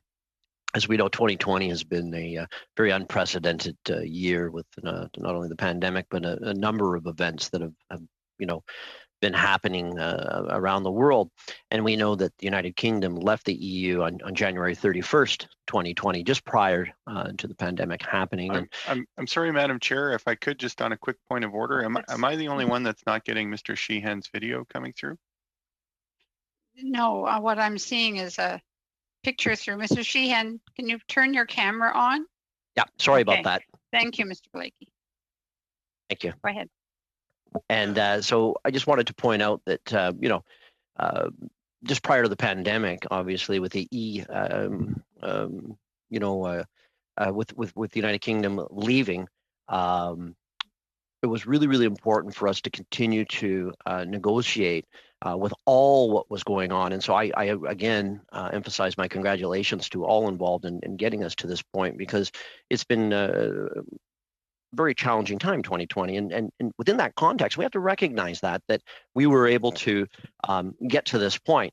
And my understanding is that 98% of products that are being protected tariff-free between Canada and the United States until such time till we get to the point of the long-term deal, and that's going to be debated in the House of Commons. This committee has always been proactive, and we've undertaken this really important work.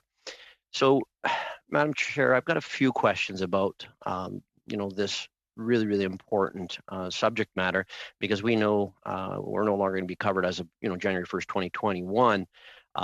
So one of the questions I wanted to ask in particular was, we had an earlier presentation from Jerry Fowler from Mana Enterprises, and he deals in soybeans, organic soybeans.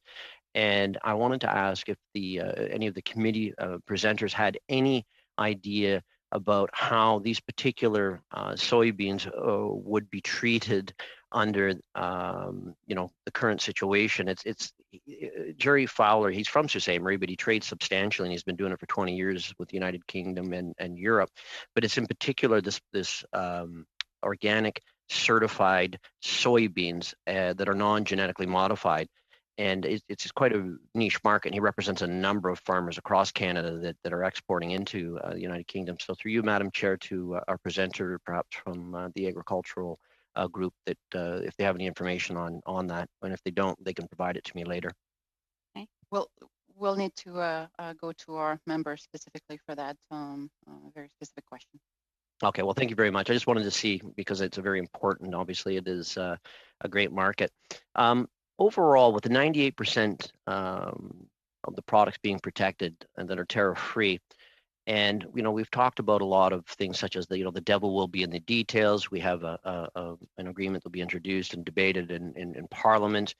But I would like to talk about what tools that your clients are using right now, particular small business, women entrepreneurs. What kind of tools are at their disposal in expanding their export and imports, or also as well taking a look at opportunities for, I call them new folks. I think one thing this pandemic has done is a lot of people are starting to think like Jerry Fowler and saying, hey, well, I'm in Sault Ste. Marie, or I'm out in Western Canada, and I'm out in Eastern Canada, but I know that I can virtually get through to some markets. So any comments about what maybe some of your small businesses are doing?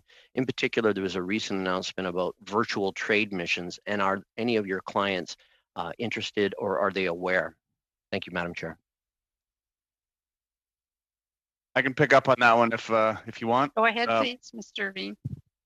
Yeah, absolutely. So we were just a proponent for a project that did virtual trade missions to Hong Kong, Taiwan, and mainland China. And we had 18 Atlantic Canadian exporters spend 21 days doing those B2B meetings. So lots of interest in that, given that most people would be going to trade shows or going to visit their customers. Now we do it virtually. Well, that's amazing, and you feel that it's successful, and probably there's obviously going to be some follow-up. But what were your I don't know if you surveyed them or had comments from the participants. How did they find it? Yeah, we do always survey afterwards. We did one of them, the Hong Kong one, with a platform from Montreal called B2B2Go, and we did two of them using traditional methods with consultants and trade commissioners, and good comments on both. But yeah, generally very successful, very cost efficient versus going to the market in person, and went really well. All right, thank you very much. Okay, to our witnesses, afraid our time is up for today, but I want to thank you all for your very valuable. Madame la Présidente, juste avant de laisser passer. Madam Chair, I simply wanted to say something. What? Should I start again? Okay, fine. Just, I'd like to, a point of order. There was an answer, and you said you were asked to answer in English rather than French. I think that everybody should be able to express themselves in the language of their choice. So I'd like to ask, who asked that? I was asked, who asked me to speak in French? Yes, you said that you were asked to speak. It was the technician last week was verifying the system. So they said if your system wasn't updated, you should maybe simply answer in English if you started speaking in English.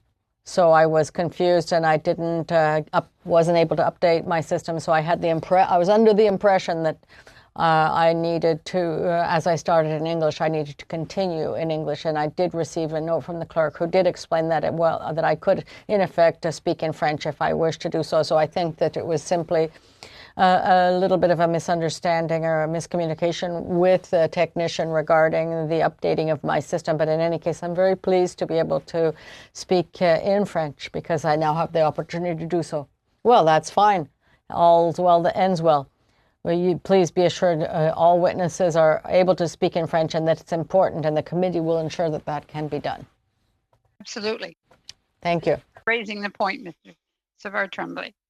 All right, so thank you. The witnesses are free to exit. The committee has to take a few minutes and do some committee business.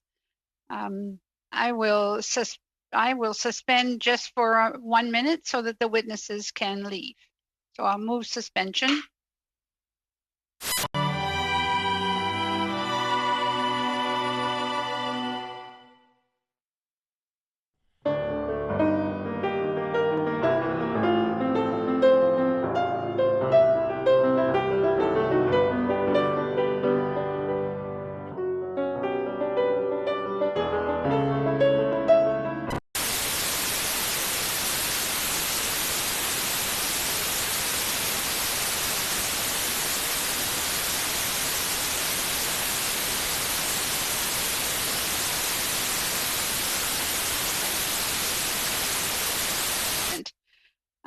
I wanted to seek some discussion from the committee as to whether or not we would, because we were supposed to do an interim report, but if the analysts feel they have insufficient information at this time, would we want to just defer any issue of a report until such time that we have had a chance to actually see the legislation we're talking about, and possibly in the new year spend some time with other stakeholders getting some additional comments? What's the thoughts of the committee?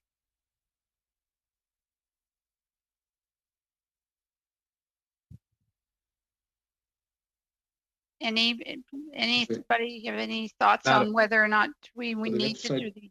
Yes, please, Mr. Savard-Tremblay. Okay. I'm sorry, I can't hear. Who's trying to get? Who's going to be on speakers list here? Okay, I've got Mr. Lobb here first. Sorry, Mr. Savard-Tremblay, give me a minute. Yeah, so I've got Mr. Lobb, then Mr. Savard-Tremblay, then yeah. So Mr. Lobb. Thank you, Madam Chair. I would suggest that we go forward with an interim report. That's just my own feelings, and I feel like there's a lot of good information that we can include in this interim report. A number of them are that one would be, in my estimation, UK is reporting that this is basically just a rollover of CIIT. And so I think that would be important information to include in the interim report, that we basically have a rollover of CIIT. Another thing that might be interesting in an interim report is the difference between what the UK offered in the beginning, which was basically 95% no tariff versus 90%. And to see that's for preferential access, and would be interesting to see what we gave up to gain the extra 3%.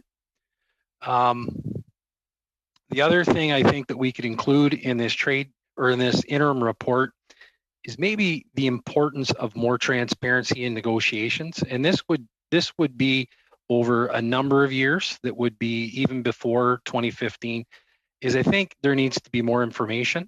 There needs to be more consultation, and it needs to be more open and transparent. And I think in an interim report, we could include the importance of that.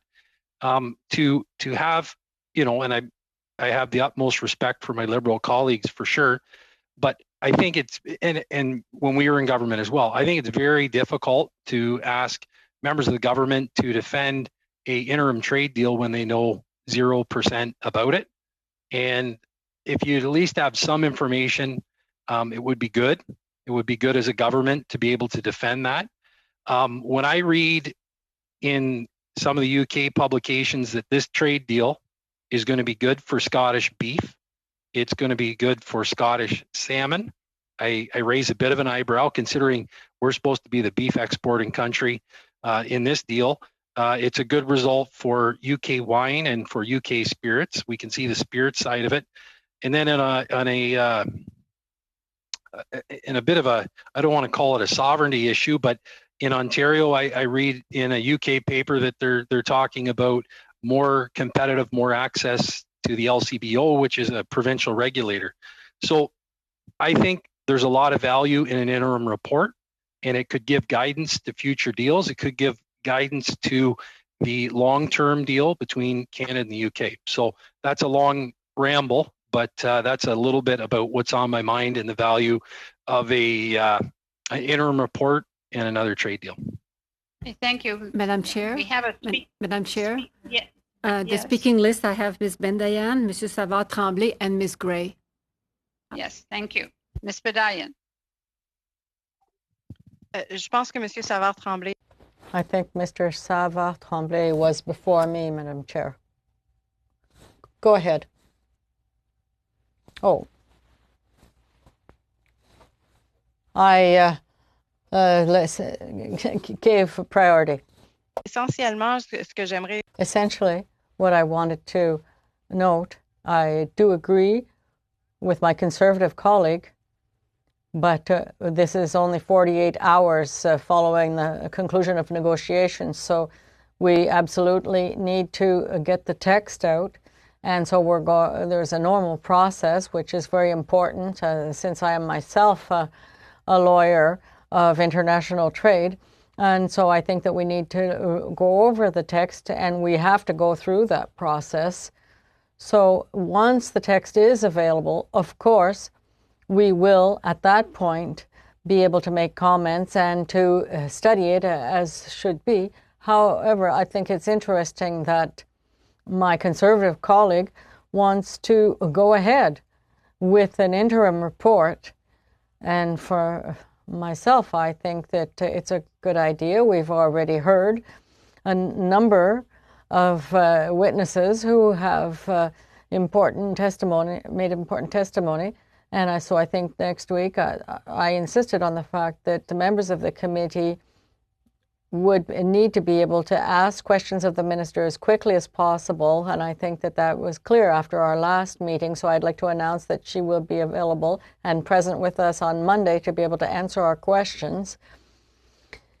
And the testimony, I believe, that will come out to Monday evening will have more information to include in the interim report, if it is in the interest of all the members of the committee. Nonetheless, if my colleagues would rather wait and have a more complete report later, I'm also open to that. Mr. Savard Tremblay, I wanted to bring up the question of the nature of the report. It's difficult for us to comment something that we don't know much about. We have our witnesses who've told us they have concerns, they have hopes, but all of that is hypothetical. And so it's difficult for us, Madam Chair. You're speaking about the possibility of going ahead at the beginning of next year, where within the deadlines that things would have been voted and adopted. So I think what report are we talking about here? Because right now I think it would be difficult to write an interim report. On my list, I have Mr. Blakey and then Mr. Gray. Mr. Blakey? Oh, thank you very much. My understanding was that Ms. Gray was ahead of me on the speaking list, so she would like to go ahead. That's fine. Okay. Yeah. Okay, Ms. Gray, please go ahead. I'm sorry, the speakers list is new and it's only partially current. Okay, Ms. Gray? Thank you very much, Madam Chair.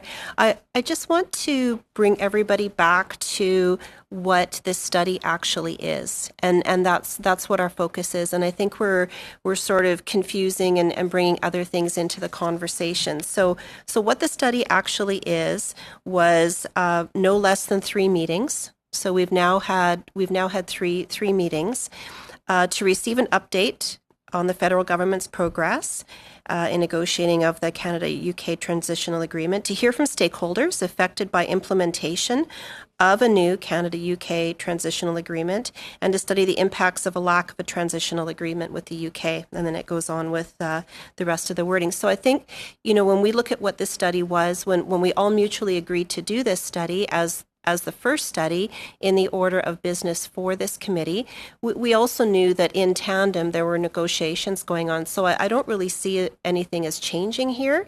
We had agreed last week to an interim report. All of us, we as a committee, and so, here we are. So I'm unclear what the analysts mean that they don't have sufficient information, because we've actually had 3 meetings, which was the motion said a minimum of 3 meetings, and we've heard from the primary groups that we were looking at hearing from. So, regardless of a government's announcement that we don't have any text or any details at this point yet, I think that we can still move forward with the work of this committee and actually just continue on with what the study was and what it is. And I think that we can just continue on. Before I go to Mr. Blakey, could I possibly ask the analysts? It was the analyst who indicated that to put out an interim report. At this point, following today's meeting, there was insufficient. So can the analyst make a comment on whether or not he feels he has sufficient information following today to table an interim report, or do they have another suggestion? Thank you, Madam Chair. May I speak? Yes, please, Mr. Thank you. We as analysts, of course, will be happy to assist the committee in any direction it chooses. Our proposal based on the initial timeline was that we can include testimony up 2 days to the meetings that were held today by the committee. Of course, we can draft a report, but it's not just our drafting, it's also the approval and translation. So maybe the timeline for our interim report, if the committee wishes to include the testimony that's going to be received on Friday and Monday, would have to be pushed back a little bit. Thank you, Madam Chair. Okay, on to Mr. Thank you very much, sir. Can I have Mr. Blakey? Yes, thank you very much. So I think we're all just sort of sorting through this. I apologize if my remarks aren't quite as cogent as I might like, but I do think there is an issue that comes up with respect to the study in general. We have been studying the potential for a transitional trade agreement and what that might look like and what people would like to see in such an agreement. But I think the fact that there is now an agreement signed, although we haven't seen it, means that we're at the end of the study of a potential trade agreement. And I think we could publish a final report on that, because I think what we don't know is just as important as what we do know. And what we might report back to the House are some of the things that we don't know, some of the open questions that have been raised as things that are important to consider. And so we could issue a report and wrap that up and then move on to the study of the actual agreement. And I'll be honest, I don't know that there's a lot of point in meeting with people, witnesses on the Canada-UK trade agreement until we have the text of the agreement now, because we're going to be asking people to come and make presentations to committee, and nobody actually knows what's in the agreement. So we saw a little bit of that today, where we're pressing up against witnesses who don't know anything about what's in the agreement to give their opinion about something they don't know about. And so it's hard for me to imagine that we're going to get productive testimony, because everyone is going to want to, I think, and not wrongly, defer until they actually know what's in the agreement to give any real meaty comment on what they think works and what they think doesn't. So again, and I'm just kind of, this isn't a considered position, given the fact that the agreement was just announced on the weekend. We don't actually know when we're going to get it. So, I mean, if it takes 4 weeks to do the legal scrubbing and the translation, I mean, Parliament even isn't supposed to be sitting in 4 weeks' time. I think that takes us to December 23rd or thereabouts. So I'm not exactly sure. I don't know what the government is doing, and I don't know how the committee is really supposed to respond within the context of a process that is completely unclear in the context of studying a document that we don't have access to. So to me, I think what we could do is wrap up what we've heard so far within the context of this study, report back on that, the things we know, not much, the things we don't know, much more there, and then undertake the study that we would normally undertake anyway. I mean, there should be enabling legislation, and we'll call witnesses to hear about that. How we get that done before December 31st is, I have no idea how we do that. I'd be interested to hear how the government thinks that gets accomplished when they don't think they can even deliver the agreement to parliamentarians until at least 2 weeks from now. But I think from the point of view of what we do know as a committee, we could wrap up this potential future-oriented study and then begin again with witnesses once we have the text of the agreement. So I put that out there for discussion. I mean, I also hear what Ms. Gray is saying, is that we could, we could also just proceed with this study and kind of roll it into a study of the legislation when it comes. But I wonder at the, we may well want to hear from the very same witnesses again once we've seen the text of the agreement. So I just wonder about calling them now and then calling them in 2 or 3 weeks from now, and whether it wouldn't be better just to wait until we actually know what the heck the government has committed the country to, and then we can ask for people's opinion on that. Thank you. Very good point. I now have Rachel, or Mr. Hoback first, and then Ms. Badayan. Yeah. Oh, it's 101 already. Okay. Sorry about that, Chair. I'll be very quickly. I'm thinking about this in 100 different ways and trying to figure out how is the best way to proceed. And the reality is I don't have an agreement. Until it's tabled in the House, even though it's been supposedly signed, I don't have that. So I have to report on what I have at my feet today, or at my hands today. And I think that's our game plan. Was translation requires this time frame, so they required this deadline.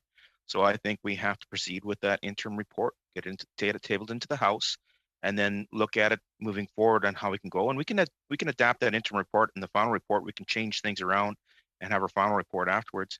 And then implementation legislation, I'm not sure what that looks like either and how that's going to work to the House. I agree with Mr. Blakeney. That time frame is really, really, really, really tight.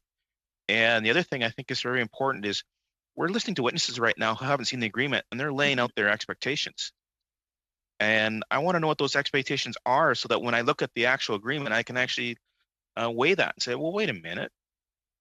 You were told in your consultations with these guys that this is what they expected, and this is what you delivered. So I think we have to highlight some of the problems that happened in this agreement so that they never get repeated again. And the interim report will help us do that. Thank you, Mr. Hoback. On to Ms. Badayan. Thank you, Madam Chair. And I believe that I had stated this at the beginning of the meeting, but I'll just correct the record. The agreement, the Canada-United Kingdom Continuity Trade Agreement, has not been signed. The negotiations have concluded. We have reached an agreement, but there is no text for signature yet. That is what the lawyers are preparing right now. And so I would just, encourage all members to just take note of that. It is not like there is a signed agreement sitting in anybody's drawer at the office that we are not sharing. There is no signed agreement yet.